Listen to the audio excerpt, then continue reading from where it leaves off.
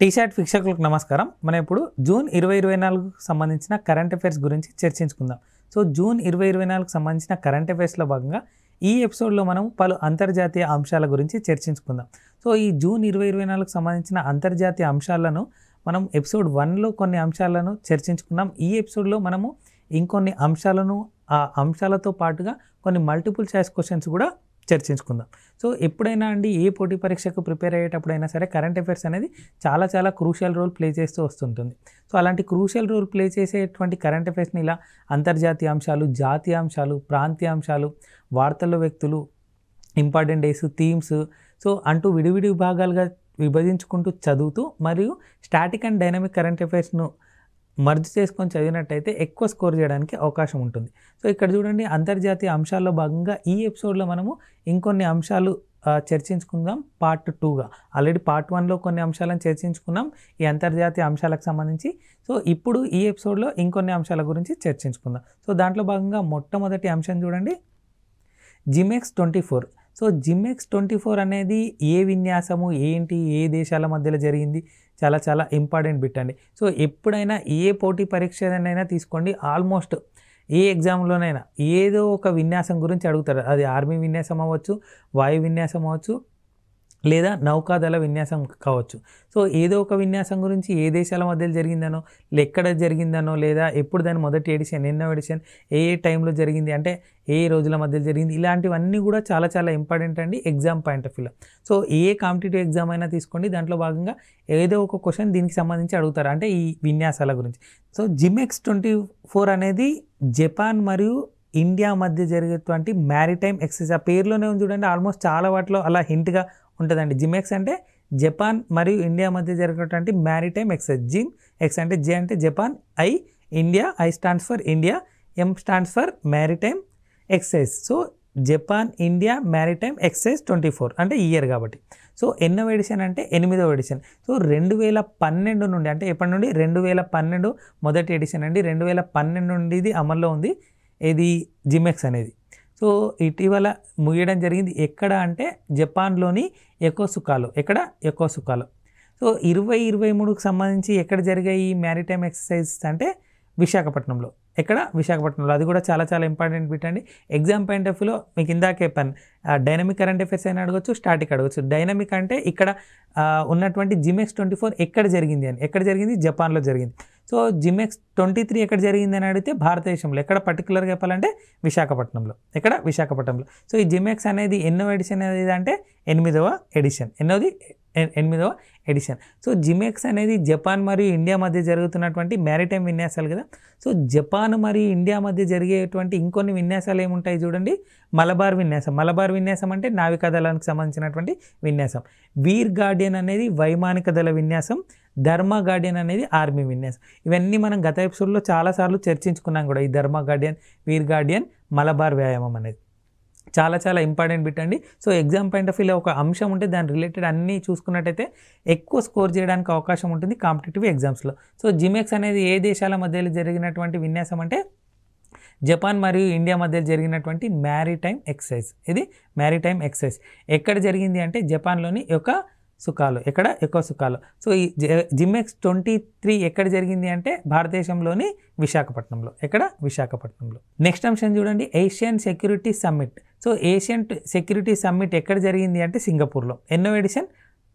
21వ edition. So మే 31 నుండి June 2 వరకు జరిగింది ఇది Asian security summit. So summit యొక్క శాశ్వత వేదిక ఏది అంటే ఎప్పుడు ఎక్కడ జరుగుతుంది అంటే సింగపూర్లోని షాంగ్రిలా హోటల్. సో ఇది చాలా ఇంపార్టెంట్ బిట్ అండి, షాంగ్రిలా డైలాగ్. సో దీన్ని ఏషియన్ సెక్యూరిటీ సమ్మిట్ అని అంటారు, లేదా షాంగ్రిలా డైలాగ్ అని కూడా అంటారు. సో కన్ఫ్యూజ్ చేయడానికి ఇలా కూడా అడగచ్చు, షాంగ్రిలా డైలాగ్ ఎక్కడ జరిగింది అని అడగచ్చు. ఎక్కడంటే సింగపూర్లో. లేదా ఏషియన్ సెక్యూరిటీ సమ్మిట్ ఎక్కడ జరిగింది అంటే సింగపూర్లో. ఎక్కడ? సింగపూర్లో. ఏ హోటల్లో జరుగుతుంది? షాంగ్రిలా హోటల్లో. సో శాశ్వత వేదిక అయినందుకు గాను ఆ హోటల్ పేరుగానే దాన్ని షాంగ్రిలా డైలాగ్ అని కూడా చెప్పుకుంటాం అనమాట. సో లేదా షాంగ్రిలా హోటల్ ఎక్కడుంది అని కూడా అడగచ్చు. ఇది ఎక్కడుంది? సింగపూర్లో. సో దీని యొక్క ముఖ్య ఉద్దేశం ఏంటి అంటే ఆసియా పసిఫిక్ ప్రాంతంలో అత్యంత ముఖ్యమైన భద్రతా సవాళ్ళను చర్చించడానికి ఇది ఈ ఏషియన్ సెక్యూరిటీ సమ్మిట్ ఏర్పాటు కావడం జరిగింది. సో ఇది ఎవరి ఆధ్వర్యంలో నిర్వహించబడుతుంది అంటే సింగపూర్ ప్రభుత్వంతో పాటు international institute for strategic studies IISS వాళ్ళు దీన్ని కలిపి నిర్వహించడం జరుగుతుంది. సింగపూర్ ప్రభుత్వంతో పాటుగా international institute for strategic studies వాళ్ళు. సో ఏషియన్ సెక్యూరిటీ సమ్మిట్ ఎక్కడ జరిగింది అంటే సింగపూర్లో. దీనికి ఇంకో పేరు ఏంటి అంటే షాంగ్రిలా డైలాగ్. ఏంటి? షాంగ్రిలా డైలాగ్. నెక్స్ట్ అంశం చూడండి, global energy transition index. So global energy transition index ఎవరు రిలీజ్ చేశారు అంటే WEF వాళ్ళు, అంటే వరల్డ్ ఎకనామిక్ ఫోరం వాళ్ళు. సో WEF వాళ్ళు విడుదల చేసినటువంటి ఈ గ్లోబల్ ఎనర్జీ ట్రాన్సిషన్ ఇండెక్స్లో మొదటి స్థానంలో ఉన్నటువంటి దేశం ఏది అంటే స్వీడన్. ఇది స్వీడన్. సో భారతదేశం యొక్క స్థానం ఎంత అంటే 120 దేశాలలో అంటే 63వ స్థానం.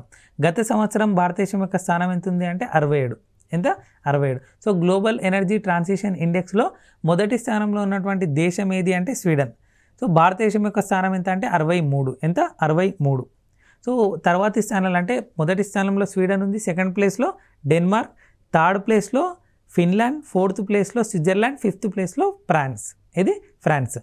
సో గ్లోబల్ ఎనర్జీ ట్రాన్సిషన్ ఇండెక్స్లో మొదటి 5 స్థానాలను పొందినటువంటి దేశాలు ఏది అంటే ఫస్ట్ స్వీడన్, తర్వాత Denmark, third Finland, fourth Switzerland, fifth వచ్చేసి France.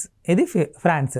So global energy transition ఇండెక్స్ని ఎవరు రిలీజ్ చేస్తారు అంటే వరల్డ్ ఎకనామిక్ ఫోరం వాళ్ళు దీన్ని రిలీజ్ చేస్తారు. Next container port performance index. So container port performance index, ఆ పోర్టుకు సంబంధించిన అంశం అనేది ఆ క్లియర్గా దాంట్లోనే తెలుస్తుంది చూడండి. సో ఈ కంటైనర్ పోర్ట్ పర్ఫార్మెన్స్ ఇండెక్స్లో భారతదేశానికి సంబంధించిన ఎన్ని పోర్టులు ఉన్నాయి, అసలు మొదటి స్థానంలో ఉన్నటువంటి పోర్ట్ ఏది, అవన్నీ కూడా ఇప్పుడు చూద్దాం.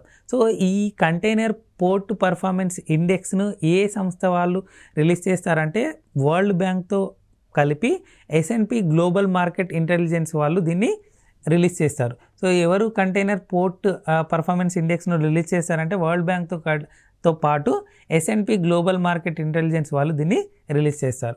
సో భారతదేశానికి సంబంధించి టాప్ 100లో ఎన్ని పోర్టులు స్థానం సంపాదించాయి అంటే 9. ఎన్ని? 9. సో ప్రపంచవ్యాప్తంగా మొదటి స్థానంలో ఉన్నటువంటి పోర్ట్ ఏది అంటే చైనాలో ఉన్నటువంటి యాంగ్షాన్ పోర్ట్. ఇది చైనాలో ఉన్నటువంటి యాంగ్షాన్ పోర్ట్ మొదటి స్థానంలో ఉంది. సెకండ్ ప్లేస్లో వచ్చేసి ఒమన్లోని సలాలా పోర్ట్. ఇది సలాలా పోర్ట్. థర్డ్ వచ్చేసి కార్టజినా పోర్ట్, ఇది కొలంబియాలో ఉంది.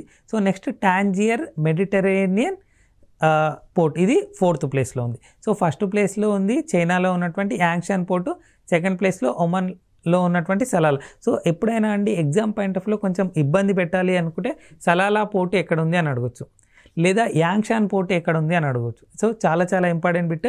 సో కంటైనర్ పోర్ట్ పర్ఫార్మెన్స్ ఇండెక్స్లో మొదటి స్థానంలో ఉన్నటువంటి పోర్ట్ ఏది అంటే యాంగ్షాన్ పోర్ట్. ఎక్కడ ఉంది? ఇది చైనాలో. సో భారతదేశానికి సంబంధించి టాప్ 100లో 9 పోర్ట్లు స్థానం సంపాదించుకున్నాయని చెప్పుకున్నాం కదా. సో ఆ 9 పోర్ట్లలో 19వ స్థానంలో ఉండి టాప్ 20లో స్థానం సాధించినటువంటి పోర్ట్ ఏది ఉంది అంటే విశాఖపట్నం ఓడరేవు. చాలా చాలా ఇంపార్టెంట్ బిట్ అండి. సో ఎందుకంటే తెలుగు రాష్ట్రాల్లో ఉంది కాబట్టి ఎగ్జామ్ పాయింట్ ఆఫ్ వ్యూలో అడిగే అవకాశం ఎక్కువ ఉంది. సో పోర్టుకు సంబంధించిన ఇండెక్స్లో భారతదేశ పరంగా మొదటి స్థానంలో ఉన్నటువంటిది 19వ స్థానంలో ఉన్నటువంటిది ఏది అంటే భారతదేశ పరంగా మొదటి స్థానం. ఓవరాల్గా తీసుకున్నట్టయితే 19th ప్లేస్. ఏ ఓడరేవు లేదా ఏ పోర్ట్ అంటే విశాఖపట్నం ఓడరేవు. ఇది విశాఖపట్నం ఓడరేవు. దాంతోపాటుగా ముంద్రా పోర్ట్ వచ్చేసి 27th ర్యాంక్, పిపావన్ పార్క్ వచ్చేసి పోర్ట్ వచ్చేసి 41, కామరాజర్ పోర్ట్ వచ్చేసి 47, కొచ్చిన్ పోర్ట్ వచ్చేసి 63, హజీరా పోర్ట్ వచ్చేసి 68, కృష్ణపట్నం పోర్ట్ వచ్చేసి 71, చెన్నై పోర్ట్ వచ్చేసి 80, జవహర్లాల్ నెహ్రూ పోర్ట్ వచ్చేసి 96. సో టాప్ 100లో ఎన్ని పోర్టులు స్థానం సంపాదించాయంటే 9. దాంట్లో ఫస్ట్ వచ్చేసేది విశాఖపట్నం ఓడరేవు, తర్వాత ముంద్రా పోర్ట్ ఎక్కడుంది? గుజరాత్లో.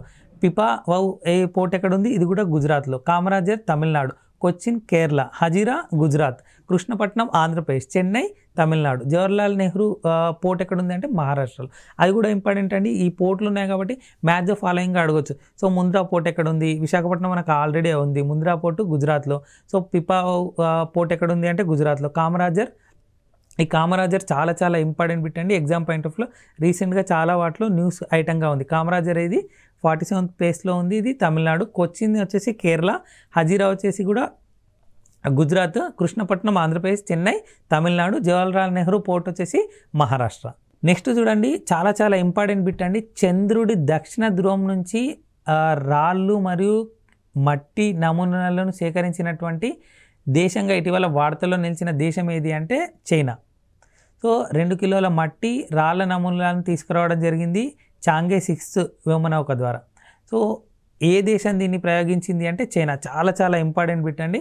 సో చంద్రుడి దక్షిణ ధ్రువం నుంచి నమూనాలను సేకరించి తొలి దేశంగా చరిత్రలో నిలిచిన దేశం ఏది అంటే చైనా. ఇది చైనా. నెక్స్ట్, ప్రపంచంలోనే అత్యంత ఎత్తైన స్టీల్ ఆర్చ్ రైల్ బ్రిడ్జ్ ఎక్కడ ఏ నదిపై నిర్మించారంటే చీనాబ్ నది మీద.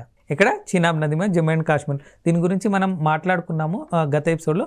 ఎందుకు ఇటీవల మళ్ళీ వార్తలో ఉంది అంటే ఎలక్ట్రిక్ ఇంజిన్ యొక్క విజయవంతమైన ట్రయల్ పూర్తి చేయడం జరిగింది ఈ బ్రిడ్జ్ పైన. సో ఎక్కడి నుండి ఎక్కడి వరకు ఇది కలుపుతుంది అంటే సంగల్దాన్ నుండి రియాసి వరకు. సో ప్రపంచంలోనే అత్యంత ఎత్తైన స్టీల్ ఆర్చ్ రైల్ బ్రిడ్జ్ ఎక్కడ ఏర్పాటు చేయబోతున్నారు అంటే చీనాబ్ నది మీద. ఎక్కడ? చీనాబ్ నది మీద.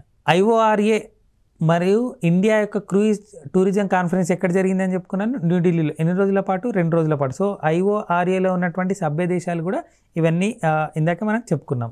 నెక్స్ట్ అంశం చూడండి, nitrous oxide. So green house వాయువుగా పేరుగాంచినటువంటి ఈ నైట్రస్ ఆక్సైడ్ గురించి ఇటీవల ఒక డాటా రిలీజ్ చేయడం జరిగింది.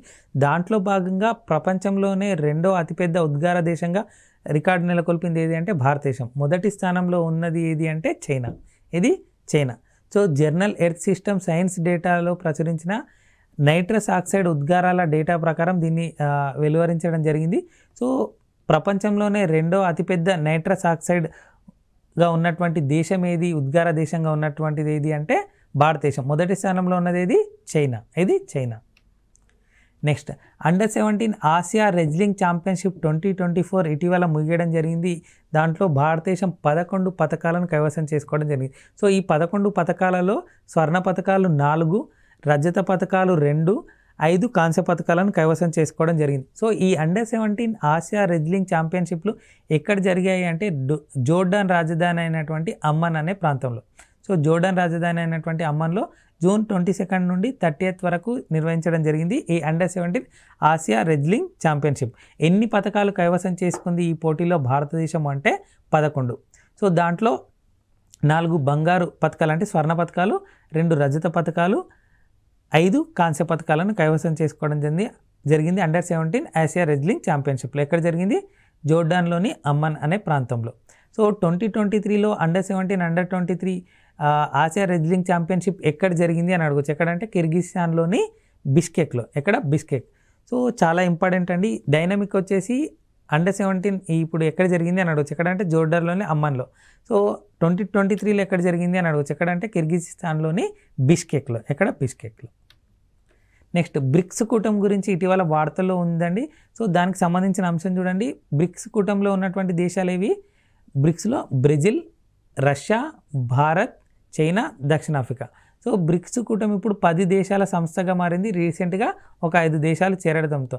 5 దేశాలు ఏవి అంటే Egypt, Ethiopia, Iran, Saudi Arabia, United Arab Emirates అంటే UAE. సో ఫస్ట్ ఉన్నటువంటి కంట్రీస్ ఏవి అంటే Brazil, Russia, India, China. So ఈ 4 ఉండే తర్వాత ఎస్ జాయిన్ అయింది అంటే సౌత్ ఆఫ్రికా జాయిన్ అవ్వడంతో అది కాస్త బ్రిక్స్ అయింది అంటే 5 కంట్రీస్. సో ఆ 5కి ఇంకొక 5 యాడ్ అవ్వడం జరిగింది. అది Egypt, Ethiopia, Iran, Saudi Arabia మరియు United Arab Emirates UAE. So ఈ 5తో పాటుగా అర్జెంటీనా కూడా జాయిన్ అవుతామని చెప్పుకోవడం జరిగింది. మళ్ళీ అక్కడ కొత్తగా అధ్యక్షుడు ఏర్పడడం జరిగింది. ఆయన జేవియర్ మీలీ తన దేశాన్ని ఈ బ్రిక్స్ కూటమి నుంచి నేను ఉపసంహరించుకుంటున్నానని చెప్పడం జరిగింది. సో అర్జెంటీనాను ఇవ్వచ్చు కన్ఫ్యూజ్ చేయాలనే ఉద్దేశంతో. సో బ్రిక్స్ కూటమిలో లేని దేశం ఏది అంటే అర్జెంటీనా. సో ఏ దేశాలు కొత్తగా చేరాయి అంటే Ethiopia, Iran, Egypt, Saudi Arabia, UAE అంటే యునైటెడ్ అరబ్ ఎమిరేట్స్. అంటే మొత్తం బ్రిక్స్ దేశాల కూటమిలో మొత్తం దేశాలు ఎన్ని ఇప్పుడు 10. నెక్స్ట్, ఏఐని నియంత్రించడానికి యూరోపియన్ యూనియన్ చట్టం చేయడం జరిగింది. సో ఆర్టిఫిషియల్ ఇంటెలిజెన్స్ని నియంత్రించడానికి చట్టం చేసినటువంటి సంస్థ ఏది అని అడగచ్చు. ఏదంటే యూరోపియన్ యూనియన్. చాలా చాలా ఇంపార్టెంట్ బిట్ అండి. సో ఒక కృత్రిమ మేధస్సును నియంత్రించడానికి ఒక చట్టాన్ని చేసినటువంటి సంస్థ ఏది అంటే యూరోపియన్ యూనియన్. ఇది యూరోపియన్ యూనియన్. నెక్స్ట్ అంశం చూడండి, గ్లోబల్ లివబిలిటీ ఇండెక్స్. ఈ గ్లోబల్ లివబిలిటీ ఇండెక్స్ ఏంటి అంటే నివాసయోగ్యమైనటువంటి నగరాల గురించి వెలువరించే ఒక జాబితాకు సంబంధించిన అంశం. సో దీంట్లో టాప్ 5 అంటే నివాసయోగ్యమైనటువంటి టాప్ 5 సిటీస్ చూద్దాము, నివాసయోగ్యంగాని టాప్ 5 సిటీస్ గురించి చూద్దాం ఇప్పుడు.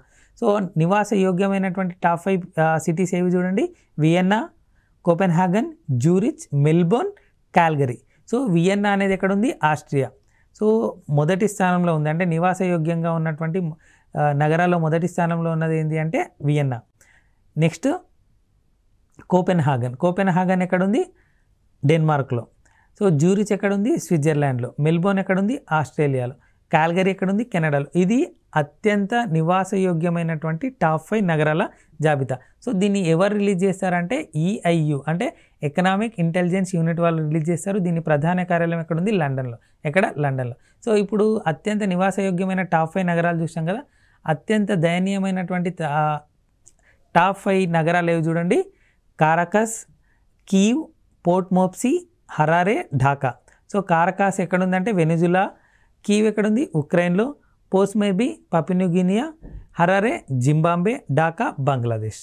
సో ఎవరు దీన్ని రిలీజ్ చేస్తారు, ఎకనామిక్ ఇంటెలిజెన్స్ యూనిట్. ఎక్కడుంది దీని యొక్క ప్రధాన కార్యాలయం, లండన్లో. నెక్స్ట్ ఇక్కడ చూడండి, ఇంకో రిపోర్ట్ చూడండి, global gender gap report. So ఈ గ్లోబల్ జెండర్ గ్యాప్ రిపోర్ట్ 2024ని ఎవరు రిలీజ్ చేశారంటే వరల్డ్ ఎకనామిక్ ఫోరం వాళ్ళు. ఎవరు, వరల్డ్ ఎకనామిక్ ఫోరం వాళ్ళు. ఇది ఎన్నో ఎడిషన్, 18వ ఎడిషన్. సో దీంట్లో భాగంగా వరల్డ్ ఎకనామిక్ ఫోరంతో రిలీజ్ చేసినటువంటి ఈ గ్లోబల్ జెండర్ గ్యాప్ రిపోర్ట్లో అగ్రగామి దేశాలు అంటే అగ్రస్థానంలో ఉన్నటువంటి దేశాలు ఏవి అంటే Iceland, Finland, Norway, New Zealand, Sweden. ఇక్కడ చూడండి, ఐస్లాండ్ అనే కంట్రీ గత 15 స్థానంలో అగ్రస్థానంలోనే ఉంది. ఇది అగ్రస్థానంలో ఉంది. సో గ్లోబల్ జెండర్ గ్యాప్ రిపోర్ట్లో మొదటి స్థానంలో ఉన్నది ఏది, 2023లో, 2022లో ఇట్లా అన్నాడు అనుకోండి. సో కళ్ళు మూసుకొని ఆన్సర్ చేయాల్సింది ఏంటి అంటే ఐస్లాండ్. ఇది అంటే డ్యామ్ షూర్గా ఉండే బిట్టే అని చెప్పుకోవచ్చు. సో అంటే గ్లోబల్ జెండర్ గ్యాప్ రిపోర్ట్లో మొదటి స్థానంలో ఉన్నటువంటి దేశం ఏది అంటే ఐస్లాండ్. ఇది ఐస్లాండ్. సో 2023లో భారతదేశం యొక్క స్థానం ఎంత అంటే 127. అది కాస్త ఇప్పుడు ఎంత పడిపోయింది అంటే 129. సో గ్లోబల్ జెండర్ గ్యాప్ రిపోర్ట్లో భారతదేశం యొక్క స్థానం ఎంత అంటే 129. ఎంత, 129. నెక్స్ట్ అంశం చూడండి, మంగోలియాను పట్టి పీడిస్తున్నటువంటి జెడ్ అంటే ఏంటి అంటే తీవ్ర అనావృష్టి ఉంటుంది, అంటే వర్షాలు లేకపోవడం. తర్వాత అతి శీతల చలికాలం వస్తే దాన్ని మంగోలియా భాషలో జెడ్ అంటాం, అంటే మంగోలియాలో జెడ్ అంటారు. సో అటువంటి వాతావరణ పరిస్థితిలో ఒక పచ్చగడ్డి మొలవదు, దాని ద్వారా పశువులు పెద్ద సంఖ్యలో చనిపోతాయి. సో అలా పశువులు ఇటీవల బాగా చనిపోతున్నాయి. ఎక్కడంటే మంగోలియాలో. సో దేని కారణంగా జెడ్ అంటే ఏంటి, తీవ్ర అనావృష్టి తరువాత అతి శీతల చలికాలం వస్తే దాన్ని జెడ్ అంటారు, ఇక్కడ మంగోలియాలో. ఇప్పటి వరకు మనము జూన్ 2024కు సంబంధించిన కరెంట్ అఫైర్స్లో భాగంగా పలు అంతర్జాతీయ అంశాల గురించి చెప్పుకున్నాం కదా. సో ఈ అంతర్జాతీయ అంశాలను మనం పార్ట్ 1లో కొన్ని అంశాలను చెప్పుకున్నాము. ఇది పార్ట్ 2గా ఇంకొన్ని అంశాల గురించి చెప్పుకున్నాం. సో ఈ అంతర్జాతీయ అంశాలకు సంబంధించి మల్టిపుల్ చాయిస్ క్వశ్చన్ చూడండి. సో ఎప్పుడైనా మనము కరెంట్ అఫైర్స్ బిట్కి సంబంధించి ఎండ్ ఎపిసోడ్లు అంటే ఎపిసోడ్ 1 ఉంటే ఎపిసోడ్ 1లో ఎండ్ ఎపిసోడ్గా ఉంటే, సో లేదా 2 ఎపిసోడ్లుగా చేసినప్పుడు ఎపిసోడ్ 2లో దానికి సంబంధించిన మల్టిపుల్ చాయిస్ క్వశ్చన్స్ ఇవ్వడం జరుగుతుంది పోటీ పరీక్షల అభ్యర్థుల ప్రాక్టీస్ పర్పస్ కోసం. సో ఇక్కడ చూడండి, మొట్టమొదటి క్వశ్చన్ చూడండి, జిమెక్స్ అనేది ఏ దేశాల మధ్య జరిగినటువంటి నేవీ విన్యాసాలు. సో జిమెక్స్ అనేది మీకు చెప్పాను, జే అంటే ఒక కంట్రీ పేరు, ఐ అంటే ఒక కంట్రీ పేరు, మ్యారిటైమ్ ఎక్సైజ్ అని. సో అక్కడ చూడండి, జే అంటే జపాన్. సో జపాన్ కామన్గా ఉంది.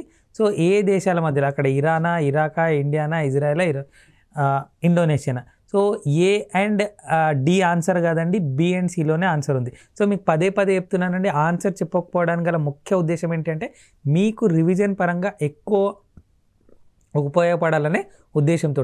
వీటన్నిటికీ కూడా ఈ ఎపిసోడ్ లేదా ప్రీవియస్ ఎపిసోడ్లోనే ఆన్సర్ ఉంటుంది. అంటే దీనికి సంబంధించిన, అంటే జూన్కి సంబంధించిన అంశానికి సంబంధించిన క్వశ్చన్స్ మాత్రమే ఈ మల్టిపుల్ చాయిస్ క్వశ్చన్గా పెట్టడం జరుగుతుంది.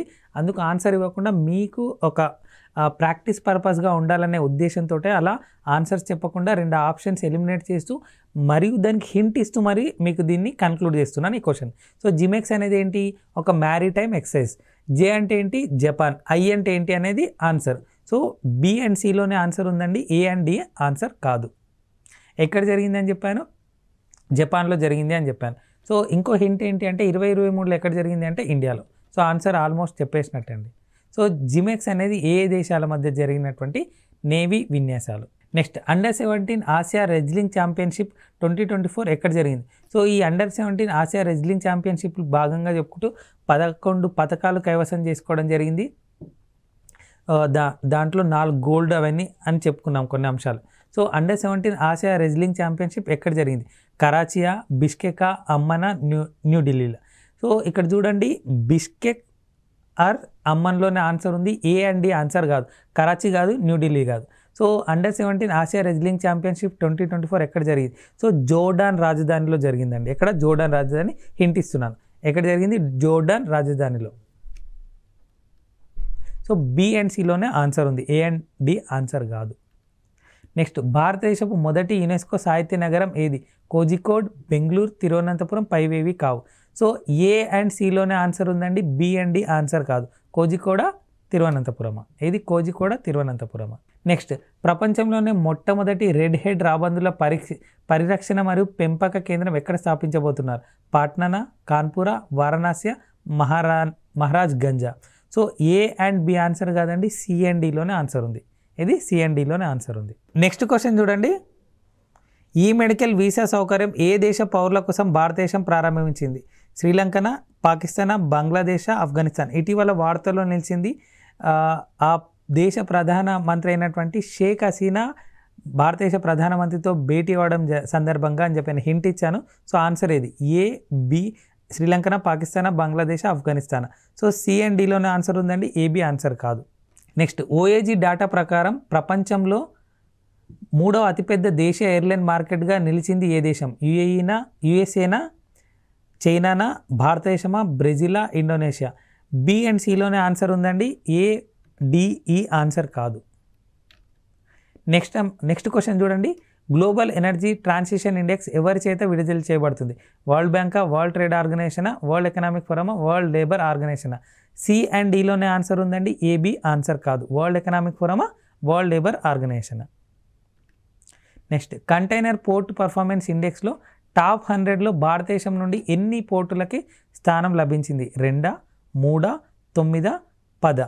సో 2 and 3 ఆన్సర్ కాదండి, 9 and 10లోనే ఆన్సర్ ఉంది, అంటే సిడిలోనే ఆన్సర్ ఉంది. నెక్స్ట్ క్వశ్చన్ చూడండి, అంతర్జాతీయ కార్మిక సదస్సు ఎక్కడ జరిగింది? Geneva, Mumbai, New Delhi, New York. So C and B answer కాదండి, ఏ అండ్ డిలోనే ఆన్సర్ ఉంది, జెనీవానా, న్యూయార్క్. ఇంకోటి, అంతర్జాతీయ కార్మిక సంస్థ కూడా అక్కడ ఉంది, అంటే దాని ప్రధాన కార్యాలయం అక్కడే ఉందన్నమాట. ఏ అండ్ డిలోనే ఆన్సర్ ఉంది, బి అండ్ సి కాదు. సో 112వ ఎడిషన్ అని చెప్పి చెప్పుకున్నాను ఈ అంతర్జాతీయ కార్మిక సదస్సుకు సంబంధించి. నెక్స్ట్, బాన్ క్లైమేట్ కాన్ఫరెన్స్ 2024 ఎక్కడ జరిగింది? జర్మనీయా, యుఏఈయా, భారతదేశమా, Azerbaijan. C and D answer కాదండి, భారతదేశం కాదు, అజర్బైజాన్ కాదు, జర్మనీయా, యుఏఈ. సో బాన్ అనేది ఆ దేశంలో ప్రాంతం, అందుకే ఆ క్లైమేట్ కాన్ఫరెన్స్కు బాన్ క్లైమేట్ కాన్ఫరెన్స్ అని పేరు వచ్చింది అని చెప్పుకున్నాం. అది ఎక్కడ ఉంది? జర్మనీలో ఉందా, యుఏఈలో ఉందా? నెక్స్ట్, పర్యావరణ పనితీరు సూచిక 2024లో భారతదేశ స్థానం ఎంత? 56, 76, 176, 180. సి అండ్ డిలోనే ఆన్సర్ ఉందండి, ఏబి ఆన్సర్ కాదు. India IORA cruise tourism conference ఎక్కడ జరిగింది? గోవా, అగర్తల, న్యూఢిల్లీ, హైదరాబాద్. సి అండ్ డిలోనే ఆన్సర్ ఉందండి, ఏ అండ్ బిలో ఆన్సర్ లేదు, అంటే న్యూఢిల్లీలోనా, హైదరాబాద్లోనా. నెక్స్ట్ క్వశ్చన్ చూడండి, G7 50వ శిఖరాగ్ర సమావేశం ఎక్కడ జరిగింది? ఇటలీలో, జపానా, జర్మనీయా, యునైటెడ్ కింగ్డమా. ఏ అండ్ బిలోనే ఆన్సర్ ఉందండి, సి అండ్ డి ఆన్సర్ కాదు. సో G7 50వ శిఖరాగ్ర సమావేశం ఎక్కడ జరిగింది? ఇటలీయా, జపానా. సి అండ్ డి ఆన్సర్ కాదండి. సో భారతదేశ ప్రధానమంత్రి 3వ పర్యాయం, అంటే 3వసారి ప్రధానమంత్రిగా బాధ్యతలు స్వీకరించిన తర్వాత విదేశీ పర్యటనకు వెళ్ళిన మొదటి దేశంగా కూడా చెప్పడం జరిగింది. ఏది? ఇటలీయా, జపానా. నెల్సన్ మండేలా అవార్డు గ్రహీత ఎవరు? రీసెంట్గా ఒక సంస్థకు రావడం జరిగింది, అది ఎయిమ్సా, ఆయుషా, ఇస్రోనా, నిమ్హాసా. సో మెంటల్ హెల్త్కి సంబంధించిన ఒక ఆర్గనైజేషన్ అని చెప్పుకున్నాను. సో సి, బి ఆన్సర్ కాదండి, ఏ అండ్ డిలోనే ఆన్సర్ ఉంది. నెక్స్ట్ క్వశ్చన్ చూడండి, ఏషియన్ సెక్యూరిటీ సమ్మిట్ ఎక్కడ జరిగింది? సింగపూరా, మలేషియా, భారతదేశమా, అజర్బైజానా. So C and D answer కాదండి, ఏ బిలోనే ఆన్సర్ ఉంది. ఏషియన్ సెక్యూరిటీ సమ్మిట్ ఎక్కడ జరిగింది? నెక్స్ట్ క్వశ్చన్ చూడండి, అంతర్జాతీయ సౌర కూటమిలో చేరినటువంటి 100వ సభ్య దేశం ఏది? పరాగ్వేనా, ఉరుగ్వేనా, పనామానా, భారతదేశమా? సి అండ్ డి కాదండి, ఏ అండ్ బిలోనే ఆన్సర్ ఉంది, పరాగ్వేనా, ఉరుగ్వేనా. సో అంతర్జాతీయ సౌరకూటమి ఎప్పుడు ఏర్పడిందని చెప్పుకున్నాము? 2015లో. ఎక్కడ దీన్ని ప్రధాన కార్యాలయం ఉంది? గురుగ్రామ్, హర్యానాలోని గురుగ్రామ్లో. సో అలాంటి ఐఏసీ యొక్క 100వ సభ్య దేశం ఏది? పరాగ్వేనా, ఉరుగ్వేనా. So C and D answer కాదండి, ఏబిలోనే ఆన్సర్ ఉంది. నెక్స్ట్ క్వశ్చన్ చూడండి. అంతర్జాతీయ చక్కెర సంస్థ కౌన్సిల్ సమావేశం 2024 ఎక్కడ జరిగింది? ముంబైలోనా, న్యూఢిల్లీయా, హైదరాబాదా, బెంగళూరా? సో హైదరాబాద్, బెంగళూరు కాదండి, ఏ అండ్ బిలోనే ఆన్సర్ ఉంది. సి అండ్ డి ఆన్సర్ కాదు, ఏ అండ్ బిలోనే ఆన్సర్ ఉంది. నెక్స్ట్ క్వశ్చన్ చూడండి. చంద్రుడి దక్షిణ ధ్రువం నుండి నమూనాలను సేకరించి చరిత్ర సృష్టించిన దేశం ఏది? చైనానా, కెనడానా, జపానా, భారతదేశమా? బి అండ్ సి ఆన్సర్ కాదండి, ఏ డిలోనే ఆన్సర్ ఉంది. అంటే చైనానా, భారతదేశమా? చంద్రుడి దక్షిణ ధ్రువం నుండి నమూనాలను సేకరించి చరిత్ర సృష్టించిన దేశం ఏది? చైనానా, భారతదేశమా? కెనడా కాదు, జపాన్ కాదండి. చాలా చాలా important bit, exam point of వ్యూలో అడిగే బిట్. ఇప్పటి వరకు మనము జూన్ 2024 సంబంధించిన కరెంట్ అఫైర్స్లో భాగంగా పలు అంతర్జాతీయ అంశాల గురించి చర్చించుకున్నాం. సో ఈ అంతర్జాతీయ అంశాలను కూడా మనము పార్ట్ 1లో కొన్ని అంశాలను, పార్ట్ 2లో కొన్ని అంశాలను చర్చించుకున్నాం. సో ఇప్పుడు ఈ ఎపిసోడ్లో పార్ట్ 2లో చాలా అంతర్జాతీయ అంశాలు, ఈ 2 ఎపిసోడ్లకు సంబంధించినటువంటి క్వశ్చన్స్ను మల్టిపుల్ చాయిస్ క్వశ్చన్స్గా కూడా డిస్కషన్ చేశాం. సో ఎప్పుడైనా అండి, ఏ పోటీ పరీక్షకు ప్రిపేర్ అయ్యేటప్పుడైనా కరెంట్ అఫైర్స్ అనేది చాలా చాలా క్రూషియల్ రోల్ ప్లే చేస్తూ వస్తుంది. అలాంటి కరెంట్ అఫైర్స్ను ప్రిపేర్ అయ్యేటప్పుడు సిలబస్ ఇంపార్టెంట్, ఏ ఎగ్జామ్కు ప్రిపేర్ అవుతున్నాం ఇంపార్టెంట్, దాని డెప్త్ ఇంపార్టెంట్. సో అంటే వివిధ పరీక్షలకు వివిధ సిలబస్ ఉంటుంది. సో కరెంట్ అఫైర్స్ని సివిల్స్కి ఒక రేంజ్లో చదవాల్సి ఉంటుంది, గ్రూప్ 1కి ఒక రేంజ్లో చదవాల్సి ఉంటుంది, గ్రూప్ 4కి. సో ఒకటే అంశము కానీ అప్రోచ్ డిఫరెంట్గా ఉండాలి. సో ప్రిపేర్ అయ్యే విధానము డిఫరెంట్గా ఉండాలి. సో అలా సిలబస్ చూసుకోవాలి, దాని యొక్క డెప్త్ని అనలైజ్ చేస్తూ కొంచెం మాడిఫికేషన్ చేస్తూ పోటీ పరీక్షలకు ప్రిపేర్ అవ్వాల్సి ఉంటుంది. దాంతో పాటుగా రివిజన్ చేయడము, రివిజన్ చేసిన అంశాలను ఇలా మల్టిపుల్ చాయిస్ క్వశ్చన్స్ గాను లేదా టెస్ట్ సిరీస్ గాను మోడల్ పేపర్స్ రాసినట్టయితే పోటీ పరీక్షల్లో ఎక్కువ స్కోర్ చేయడానికి అవకాశం ఉంటుంది. సో ఇప్పటివరకు మనము జూన్ నెలకు సంబంధించిన అంతర్జాతీయ అంశాలను పార్ట్ 1, పార్ట్ 2గా చూసాము. వాటితో పాటు కొన్ని మల్టిపుల్ చాయిస్ క్వశ్చన్స్ కూడా చూసాం కదా. ఇంకొక ఎపిసోడ్తో ఇంకొన్ని అంశాలతో మీ ముందుంటాము. టీశాట్ వీక్షిస్తున్నటువంటి పోటీ పరీక్షల అభ్యర్థులందరికీ టీశాట్ తరపున ఆల్ ది బెస్ట్ తెలుపుతూ ధన్యవాదాలు.